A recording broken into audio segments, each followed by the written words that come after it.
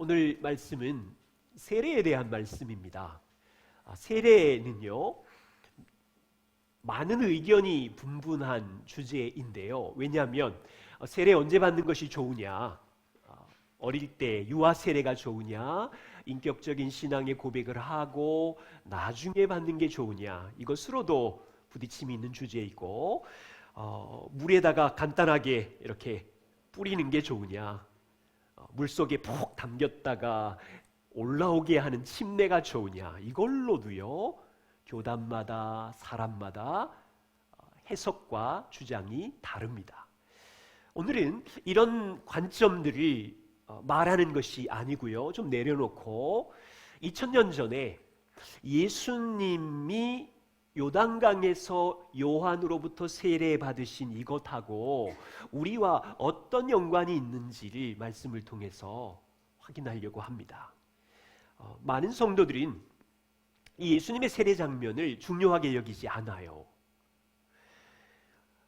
그렇지만 성경은요, 마태, 마가, 누가, 요한 모두 다 예수님의 세례를 기록하고 있습니다. 성경이 예수님의 세례를 중요하게 여기기 때문이지요. 예수님의 세례는 저와 우리를 위하여 행하신 일입니다.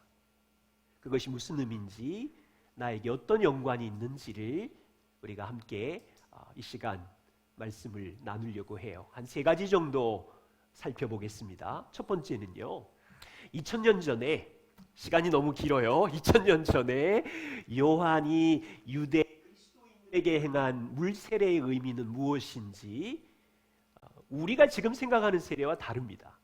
의미를 살펴볼 것이고, 두 번째는 아니 죄 없으신 예수님이 왜 세례를 받으시지? 이게 앞뒤가 안 맞는 말이거든요. 이 의미, 왜 세례를 받으시는지 확인한 후에 이제 복음을 믿는 우리에게 예수님의 세례와 우리가 어떻게 연관이 있는지를 말씀을 확인하면서 우리 마음에 새기고 싶습니다. 네, 첫 번째입니다. 2000년 전 요한의 물세례의 의미는 무엇일까요? 요한이 유대 백성들에게 행한 물세례는 우리가 지금 생각하는 세례와 다릅니다. 요한의 세례는 제사함을 얻게 하는 세례입니다. 요한이 요단강에서 물로 세례를 주는 그 자체 안에 무슨 능력이 있어서 죄를 사하는 은혜가 있는 게 아니에요. 아니에요. 이 요한의 물세례는 앞으로 오실, 왕으로 오실 그리스도께서 성령으로 백성의 죄를 사하신다는 것을 증언하는 상징으로 보여지는 거예요. 다시 말해서 요한이 물로 세례를 주는 것은 이제 왕이 오시면 이렇게 죄를 씻는다는 상징인 거예요. 자신이 죄인이라고 고백하는 자들이 요한 앞에 요단강 물에 푹 빠졌다가 다시 올라오는 이 의식은 이제 우리의 죄를 씻겨 주신다는 의미예요. 여러분 잘 생각해 보세요. 요단강에 있는 그 물 안에 무슨 마술적인 힘이 있어서 백성들의 죄를, 죄책감을, 속임수를, 독한 말의 죄를, 거짓말한 죄를 사하는 능력이 있는 게 아니라고요. 요단강의 물이. 그건 모형이에요. 왕이 오시면, 요한이 말하는 왕이 오시면 성령께서 너희의 악독한 죄를, 사악한 죄를 이렇게 정결케 하실 것이라는 상징으로, 모형으로 보여지는 거예요. 자, 요한은 구약을 배경으로 하나님을 이해했어요. 요한이 이해하는 물은 여러분 심판을 상징해요. 예를 들면 요한뿐 아니라 초대교회 제자들도 물을 심판으로 이해했는데, 바울이 고린도전서 10장 1절과 2절에 이렇게 말합니다. 초대교회 성도 여러분, 여러분들이 알지 못하기를 원하지 않는데, 한 1000년 전에 이스라엘 백성들이 애굽에 살다가 6월절 어린 양의 피로 탈출을 하지요. 그리고 홍해로 오잖아요. 자, 보세요. 이 홍해 사건을 뭘로 해석하는지를 잘 보세요. 바울은 이스라엘 백성이 홍해가 갈라진 다음에 홍해 바다를 지날 때 이걸 세례로 해석하고 있어요. 애굽 사람들에게 홍해 바닷물은 홍해가 다시 갈라졌다가 다시 합쳐졌죠. 그러면서 애굽 사람들에게 이 홍해 바닷물은 심판의 물이 되어서 애굽의 바로의 군대가 홍해 바다에 죽게 되잖아요.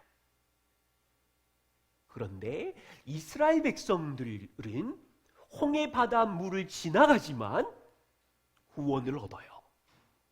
바울은 이스라엘 백성이 심판의 물에 잠겨버렸지만 하나님의 은혜로 물 위로 올라와서 구원을 받았다는 세례로 이 사건을 말하는 거예요. 여러분, 물속에 60초 이상 있을 수 있는 사람들은 있지만 60분 동안 물속에 기구, 산소 호흡기 도움 없이 있을 수 있는 사람 없죠. 다 죽는 거예요. 물은 죽음, 심판을 상징해요. 바울만이 아니고요. 베드로도 물을 이렇게 이해하고 있었어요. 베드로전서 3장입니다. 20절과 21절에 보면 노아의 대홍수를 이야기하면서 노아의 날 방주를 준비할 동안에 하나님이 오래 참고 기다리실 때에 복종하지 아니하던 자들이었는데 그 방주에서 물로 말미암아 구원을 얻은 자가 8명이에요. 노아의 가족 8명은 물 위에 방주에 있으면서 구원을 받았지요. 그런데 이 사건을 베드로는 물은 예수 그리스도께서 부활하심으로 말미암아 이제 너희를 구원하는 편이 곧 세례라. 이 노아의 홍수 사건을 또 세례로 비유하고 있어요. 2000년 전, 자 보십시오. 2000년 전 세례 요한이나 바울이나 베드로에게 이 끔찍한 노아의 홍수 물 심판 그리고 홍해 바닷물의 심판은 2000년 전의 이 사람들에게는 하나님의 끔찍한 심판으로 이해되는 거예요. 노아 시대 하나님의 말씀을 듣지 않는 자들은 물로 심판을 받은 것처럼 하나님을 부인한 애굽 군인들이 홍해 바닷물로 하나님의 진노를 받은 것이지요. 세례 요한은 이것을 이해하고 이스라엘 백성들에게 임박한 심판을 외쳤던 거예요. 이스라엘 백성 여러분, 우리는 아브라함의 자손이고 선택한 백성이 맞지만 하나님의 언약의 말씀을 깨트린 죄인입니다. 언약을 깨트린 자는 하나님의 심판이 있습니다. 도끼가 이미 뿌리에 찍혔습니다. 그 심판을 피할 자가 없습니다. 물에 죽을 것입니다. 회개하고 합당한 열매를 맺어야 합니다. 그러자 도시의 유대인들이 요단강에 와서 나는 죄인입니다 고백하고 요단강 물에 자기의 죄를 씻는 물 세례 의식을 한 거예요. 여러분, 사람들이 요한 앞에 와서 세례를 받을 때 한 청년 예수가 요한에게 나에게 세례를 하라고 요청합니다. 그러자 요한은 어떻게 반응합니까? 마태복음 3장 14절에 보면 요한이 말립니다. 안 됩니다. 그리고 말하기를 내가 당신에게 세례를 받아야 할 터인데 내가 죄인인데 내가 심판의 세례를 받아야 할 자인데 당신이 심판의 세례를 받다니 안 됩니다. 말리는 거예요. 여러분 기억하시지요? 물 세례는 죄인이 받을 하나님의 심판을 상징한다고요. 요한은 알았던 거예요. 예수님이 요단강 물속에 들어간다는 의미는 나는 죄인이고 하나님의 심판, 하나님의 언약을 위반한 자고 심판을 받아 마땅하다는 고백인데 요한이 이해할 때 예수님은 누구예요? 죄 없으신 하나님의 아들이에요. 예수님에게는 회개할 죄가 1도 없어요. 용서받아야 할 죄악이 없어요. 오히려 예수님은 죄를 사하는 권세를 가지고 오신 왕이셨어요.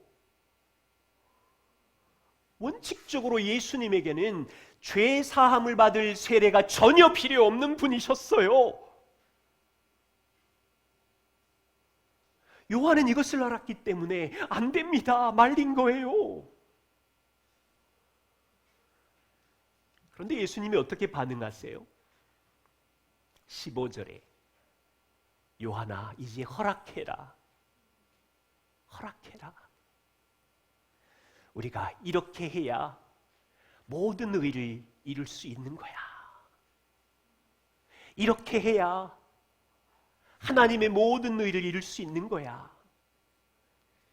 여러분, 이 말씀이 이해하기 어려운 이유는 죄 없으신 예수님께서 심판의 세례를 받으시는 이 일을 가르쳐서 그분이 죄인 되는 심판의 자리에 들어가는 것을 가르쳐서 하나님의 모든 의를 완전히 이루기 위해 반드시 필요하다고 하는 것이 무슨 뜻이지?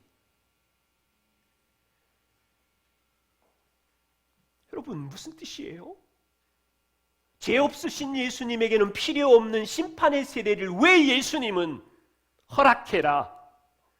내가 심판의 세례를 받아야 하나님의 모든 의를 성취할 수 있기에 합당하니 너는 허락해라.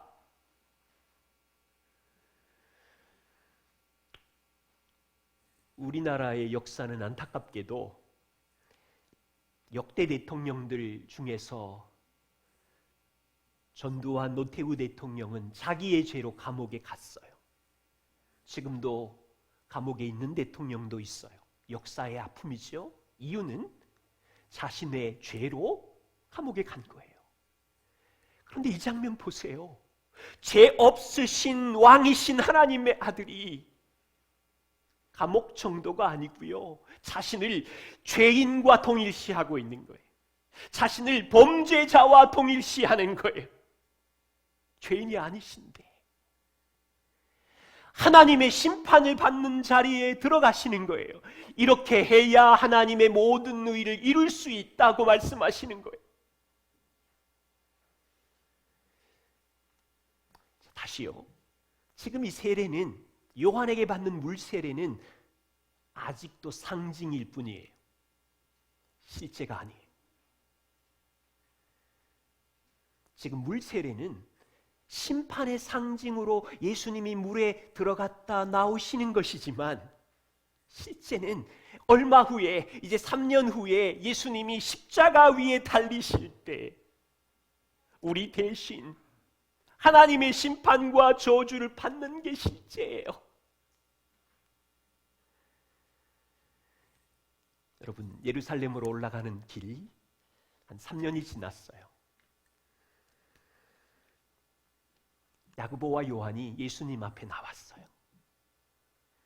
그들은 알았어요. 예수님이 예루살렘에 도착해서 왕이 되면 이제 자기들이 3년 섬겼으니 야고보와 요한이 우리 두 사람을 당신의 좌우편에 높은 자리에 주십시오라고 예수님께 말했어요. 그랬더니 예수님 뭐라고 한 줄 아세요? 마가복음 10장 38절 39절에 너희는 내가 마시는 잔을 너희가 마실 수 있으며 내가 받는 세례를 너희가 받을 수 있느냐? 여러분, 이 말씀은요, 예수님께서 3년 전에 세례를 받으셨는데 지금 이 말씀은 예수님께서 받으실 세례가 아직 이루어지지 않았다는, 여전히 남아있다는 뜻으로 말씀하고 있어요. 이 세례는 지금 예수님이 내가 마시는 잔, 내가 받는 세례라고 하시는 거예요. 그게 뭐예요? 예수님이 마시는 잔은 저와 우리가 마셔야 하는 하나님의 진노와 저주의 심판의 물이었어요. 예수님이 받아야 되는 실제적인 세례는 십자가 위에서 우리 대신 받는 심판의 세례였어요. 다시 세례 장면으로 돌아오세요. 예수님은 지금 요한에게 요단강에서 물 세례를 받으며 물 안으로 들어가고 있어요. 이 물의 의미는 우리가 받아야 하는 저주의 심판의 상징이지만 실제는 이제 3년 뒤에 십자가 위에서 자기 피를 쏟으며 하나님이 우리에게 쏟아부어야 하는 저주와 심판의 형벌을 당신의 몸으로 받고 있는 거예요.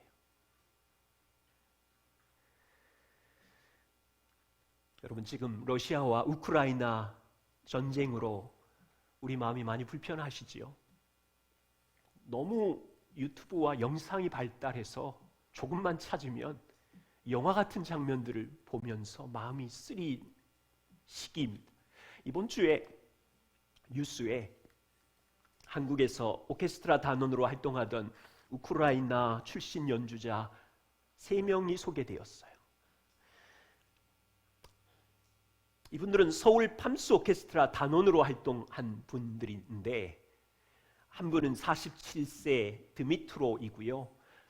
51세 레우 켈레르라는 분이고 52세 코스탄틴이라는 세 분이 올 1월 달에 이 단원 1월 신년 음악회를 마치고는 연락이 끊겨버렸대요. 그래서 그 단원들이 대체 어디 간 거야? 라고 수소문을 했더니 이제 3월 1일 날 군복을 입고 총을 든 사진을 오케스트라에 보내왔다고 해요. 그들의 나이는 50 전후인데 이게 이제 감동을 주는 거죠. 한국의 편안하고 안정적인 삶을 버리고 죽을 수도 있는 전쟁의 소용돌이 속에 들어가서 악기 대신에 총을 들고 나라를 지키는.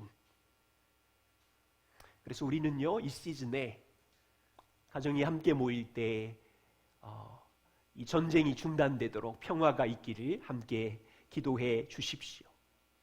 자, 한국의 평안한 삶을 버리고 전쟁 속으로 들어간 우크라이나 국민들이 나라를 사랑하는 애국심이 우리 마음에 감동이 된다면 오늘 이 장면을 보세요. 요단강에서 세례를 받는 예수님은 누구입니까? 하나님의 아들이시고 영원자이시고 창조자이신 분이 하늘의 보좌를 버리고 우리와 같은 인간의 육신의 몸을 입고 이 땅에 오셨고 죄 없으신 분이 스스로 죄인의 자리에, 범죄자의 자리에 들어가서 심판을 상징하는 물속에 들어가기로 허락해라. 그래야 하나님의 의를 이룬다. 여러분, 이 세례의 장면은요, 얼마나 엄청나고 중요한지 예수님께서 요단강 물 밖으로 나오자마자 하늘이 열렸다는 표현을 쓰고 있어요. 누가복음 3장 21절에 보세요. 예수님이 세례를 받으시고 기도하실 때에 하늘이 열리며, 하늘만 열린 게 아니에요. 세례를 받는 순간에 삼위 하나님의 임재가 함께 역사해요. 성령이 예수님 위에 임하시고 하나님의 음성이 하늘에서 들리고, 그 시대 사람들에게는 전혀 관심 갖지 않는 한 청년의 세례의 장면이지만 오늘날도 이 예수님의 세례에 대해서 별로 관심이 없고 나와 어떻게 연결되는지 모르고 있지만 하나님은 이 장면이 너무도 중요하니까 하늘을 여시고 삼위 하나님이 춤을 추시면서, 여러분 이 장면을 잘 묵상해 보세요. 성자 예수님은 죄인과 범죄자에 들어가서 우리가 받아야 하는 심판을 대신하는 이 물을 뒤집었을 때 죄와 죽음으로 망가진 우리 인간들을 구원하시는 하나님의 구원 사역이 구체적으로 시작되고 있는 일에 자신의 전부를 드리고 있는 거예요. 그때 성령 하나님은 우리의 구원을 이루기 위해서 예수님을 지지하면서 예수님 위에 충만히 임하시고, 하늘의 하나님 아버지는 확신을 주시면서 너는 내 아들이라 내가 너를 기뻐하노라. 이 나의 영원전부터 시작된 하나님의 구원의 사역, 우리가 함께 의논했던 이 구원의 사역을 공식적으로 인정하면서 너는 내 아들이라 내가 너를 기뻐하노라. 여러분, 우크라이나에 3명의 남자가 한국의 평안한 삶을 버리고 전쟁터에 나가는 것 박수를 받을 일 맞아요. 그러면 이 장면을 잘 묵상해 보세요.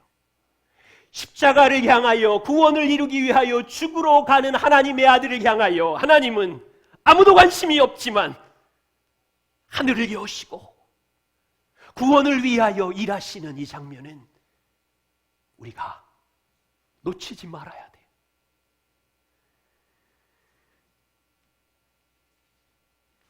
복음을 믿는 우리에게 예수님의 세례는 어떻게 적용될 수 있습니까? 한 2가지 정도 살펴보지요. 첫 번째는 이 세례는 그리스도와 우리와 뗄래야 뗄 수 없는 하나됨,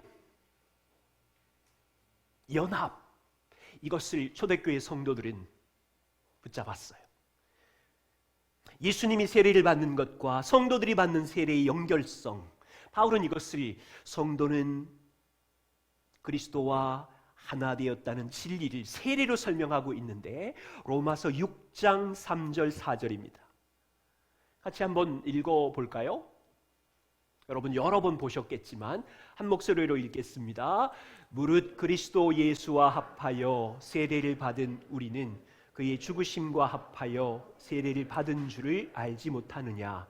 그러므로 우리가 그의 죽으심과 합하여 세례를 받음으로 그와 함께 장사되었나니 이는 아버지의 영광으로 말미암아 그리스도를 죽은 자 가운데서 살리심과 같이 우리로 또한 새 생명 가운데서 행하게 하려 함이라. 아멘. 보세요. 여기서 말하는 세례란 물속에 들어갔다가 물 밖으로 나오는 세례가 아니지요. 여기서의 세례는 예수 그리스도를 주로 믿고 고백하는 자들에게 일어난 일인데 우리가 그리스도와 함께 십자가에 죽었고 주님이 부활하실 때 함께 일어남으로 새 생명을 얻음으로 그리스도 안으로 소속으로 들어갔고 그 믿음을 가진 자는 이제 그리스도와 뗄래야 뗄 수 없는 하나됨, 연합이 일어났다는 거예요.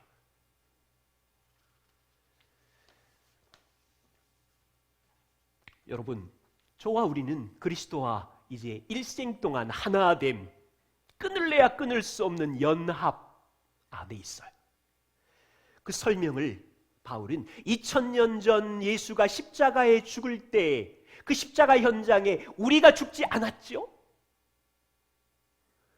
그런데 바울은 예수가 십자가에서 죽을 때 그 죽음은 예수에게는 상관없는데 우리 대신 저주와 심판을 받으신 것이기 때문에 우리가 죽은 거다. 예수님의 죽음은 나의 죽음이고 그 죽음으로 내 죄 문제가 해결되어서 죄 사함 받았다. 여러분, 저희 집에 가정의 이야기가 이때 생각이 났어요. 설교를 준비하다가 저희 두 아들은 자주 많이 10대 때 다투었거든요. 때로는 몸으로 치고 밀고 그랬어요. 한 번은 두 아들을 훈육해야 됐는데 너무 좀 심하게 몸으로 부딪히니까 약속한 대로 엉덩이를 때려야만 했어요. 그런데 제 마음이 아프더라고요. 하루 동안 너무 자주 혼이 나니까 엉덩이 때리는 게 좀 미안했어요. 그래서 갑자기 아들 베개 가지고 와. 베개를 가지고 와서 두 아들에게 말했어요. 너희가 몸으로 부딪혀서 싸워서 당연히 아빠에게 불순종하고 하나님께 기쁨이 되지 못해서 엉덩이를 3대 맞아야 되는데 너희가 매를 맞아야 하는 대신에 이번에는 베개가 대신 매를 맞을 거야. 베개가 매를 맞을 때 너희는 으악 하고 아프다고 소리를 쳐라. 아이들 어떻게 했을까요? 베개가 매를 맞는 그날 아이들은 너무 좋아하면서 저는 베개를 퍽 때리는데 아이들은 으아! 웃으면서 너무 좋아했어요. 그날은 엉덩이가 아픈 날이 아니라 진짜 행복하게 웃었던 날이었어요. 여러분, 이 장면이 지금 세례와 십자가의 장면 안에 우리가 기억하셔야 될 일이에요. 3년 전 예수님께서 요단강 물 안으로 들어가는 것은 죽음을 상징하는 심판이에요. 그 요단강 물은 구약의 의미로 보면 지금 죽음과 심판을 몸소 받는 죄인이 받아야 되는 일이었어요. 그것이 3년 뒤에 실제가 돼서 십자가 위에서 저주와 형벌이 이제 대신 받는 거예요. 이것을 믿는 자들이 예수님이 십자가에서 죽을 때 우리도 함께 죽음으로 제사함을 받은 거고, 예수님이 부활하심으로 일어나신 것을 믿는 자에게, 저와 우리에게 새 생명이 시작된 이 연합이 일어나서 인생 속에 뗄래야 뗄 수 없는 인격적인 하나됨의 교제의 관계가 일어나게 되었다고요. 예수님을 믿는 성도 여러분, 이제 우리는 어떤 새 생명으로 살아야 합니까? 4절에 말하기를 아버지의 영광으로 말미암아 우리 안에 새 생명 가운데 행하게 하려고 살아났다는 거예요. 그리스도와 그리스도의 세례를 아는 여러분, 그리스도를 믿는 우리라면 이 세례를 통해서 우리는 그리스도와 하나가 되었고, 이제는 그리스도를 주인으로 모시면서 죽을 때까지, 하나님 앞에 설 때까지 하나님의 영광을 위해 사는 새 생명의 자녀라는 것을 붙잡아야 예수님의 세례의 의미를 바로 아는 거예요. 얼마 전 Sing Again 2가 지나갔죠. 이번에는 큰 인기가 없어서 저도 거의 안 봤는데, 마지막 결선에서 무명 가수를 20년 한 하드락 여자 가수 윤성의 말이 제 마음에 확 들어왔어요. 그녀는 이렇게 말하더라고요. Sing Again은 나에게 모든 행운의 집합체다. Sing Again은 내 인생의 복권이다. 제가 이 말을 보는데 이런 질문이 생기는 거예요. 성환아, 너는 복음이 내 인생의 복권이라 생각하니? 내 인생의 행운의 집합체라고 생각하니? 잘 만든 프로그램 Sing Again이라는 프로그램이 무명 생활의 가수 20년 인생 고백 속에 이런 고백이 있다면, 하나님의 아들이 나를 위하여 죽으시고 살아나시고 인생의 영원한 주인으로 함께 한다는 이 하나됨이 무명가수 20년에게 이와 같은 고백이라면, 복음은 너의 인생의 행복한 복권이니? 이제는 너 혼자 사는 것이 아니라 나를 위하여 죽으신 새 생명을 주신 주님과 함께 사는 것이 너의 인생의 행운이니? 이 질문 앞에 우리는 모두 다 대답해야 돼요.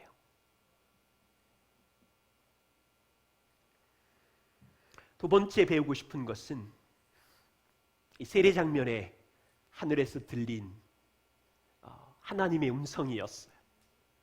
너는 내 아들이요 내가 너를 기뻐하노라. 이런 의미겠지요. 너는 내 아들이며 내가 너를 사랑하고, 이제 이 아들이 해야 되는 이 땅에 오신 목적이 있죠. 내가 이제 갈릴리를 향하여 나아갈 때 내가 너를 사랑한다는 것을 확신하고 알아라. 영원전에도 너를 사랑했고, 지금은 비참한 육신의 몸으로 세례를 받고 여기에 있지만 여전히 사랑하고, 앞으로 십자가 위에 올라가더라도 내가 너를 사랑하며 내가 너를 기뻐하노라. 사랑의 음성을 듣고 예수님은 공생의 3년을 보내십니다. 숱한 고생을 하시지요. 아마 매일마다 이 사랑의 음성을 기억하셨을 거고, 때가 이르러 십자가 위에 있을 때 수많은 반대자들, 핍박자들, 무서운 육체적 고통이 밀려오고 정신적인 수치감이 밀려올 때 십자가 위에서 나의 하나님 나의 하나님 어찌하여 나를 버리시나이까라고 부르짖으실 때도 예수님은 그 순간에도 너는 내 아들이며 내가 너를 기뻐하노라를 붙잡아야 되는 이 순간, 저는 세례받을 때 이 음성의 의미를 이렇게 해석했어요. 싱클레어 퍼거슨도 이런 말을 하셨는데, 내 아들아, 나는 내가 이것을 알기를 원한다. 내가 느끼거나 보지 못할 때에도, 칠흑 같은 어둠 속을 달릴 때에도 내가 너를 여전히 사랑한다는 것은 진리이다. 내가 너를 기뻐한다. 지금 듣는 이 음성을 기억하고 어떤 상황 속에서도 기억하는 것이 중요하다. 여러분, 하나님이 말씀하신 이 음성은 변함이 없으시죠. 저와 우리는 누구입니까? 진실로 복음을 믿는 자녀들이 맞으시죠? 그렇다면 오늘 요단강에서 예수님이 세례를 받는 이 장면은 우리의 저주를 받아들이셨다는 상징이고, 이것은 3년 뒤에 갈보리 십자가 위에서 우리의 형벌과 저주와 심판을 몸소 담당하신 것도 사실이기 때문에 우리가 믿는 진리는 나의 모든 죄에 대한 값이 지불되었고 용서받았구나를 믿는 거죠. 나는 일생 동안 하나님의 언약을 깨트리는 자인데 그분이 하신 일로 언약을 지켜진 자로 간주되는 의롭게 된 자, 사실이지요. 그리고 그리스도를 믿는 자에게 썩지 않고 쇠하지 아니하는 천국의 기업과 영원한 생명을 주신다는 것도 사실이지요. 그렇다면 그리스도가 이루신 모든 혜택을 우리는 받았습니다. 그리고 그분이 하신 일로 하나님은 우리에게 음성을 들려주시기를, 너는 내 사랑하는 아들이요 내가 너를 기뻐하노라. 내 아들이 행한 모든 것을 믿기 때문에 너 또한 내 아들이고 내가 너를 사랑한다는 사실에 확신을 가져라. 인생의 어떤 골짜기를 지날지라도, 어떤 재난을 지날지라도, 어떤 사회와 정치가 혼란할지라도 내 아들이 어두움의 터널로 지나갈 때에도 느낌과 감정에 상관없이 하나님 아버지에게 순종하신 것처럼 내 인생의 칠흑 같은 어둠의 터널을 통과할지라도 느낌과 감정에 상관없이 너는 내 아들이며 내가 너를 사랑한다는 이 음성을 붙들고 가라. 저는 이것이 저에게 은혜였어요. 여러분 인생의 지금이 어둠의 터널인가요? 그래도 너는 내 아들이라, 내가 너를 기뻐하노라 이 음성을 붙잡을 수 있는 이유는 그리스도가 나를 위하여 나 대신 저주를 받으려고 세례의 물 안으로 들어가셨고 십자가 위에 올라갔음을 알기 때문인 거지. 부디 우리의 이름은 저주의 심판 아래 있는 자들이 아니라 하나님의 은혜 아래 있는 자녀라는 이름을 붙들고 다시 한 주를 살아 주십시오. 우리의 이름은 복음 때문에 죄인이 아니라 너는 하나님의 아들이고 내가 너를 기뻐하노라는 아버지의 음성을 붙들고 살아 주십시오. 여전히 지난주처럼 느낌과 감정이 환경 속에서 우리에게 계속 기쁨과 평안을 빼앗아 가겠지만 오늘 세례의 자리에 우리 대신 서신 주님을 기억하고 이 하나님의 음성을 기억하고 새로운 한 주를 살아 주십시오. 기도하겠습니다.